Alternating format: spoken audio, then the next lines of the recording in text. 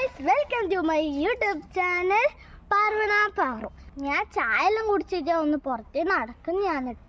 അപ്പാണ് എനിക്ക് തോന്നിയത് മുരിങ്ങ ചപ്പിനൊക്കെ കൊണ്ട് മറ്റേ പരിപ്പ് വെച്ചിട്ട് തിന്നാലോന്ന് വിചാരിച്ചു. പാടെ മുരിങ്ങ ചപ്പ് ഉണ്ട്.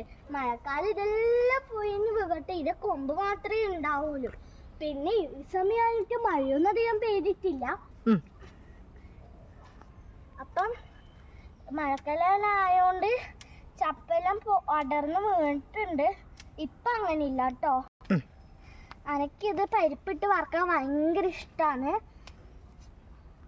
നിങ്ങളിത് ചെയ്യലുണ്ടാ? പിന്നെ കർക്കിടക മാസത്തില് ഇത് വറുത്ത് തിന്നാൻ പറ്റൂല എന്നാ പറയുന്നത്. കർക്കിടക മാസത്തില് എന്തുണ്ടാന്നറിയോ? എനക്കും അറിയില്ല, എൻ്റെ അമ്മക്കും അറിയില്ല.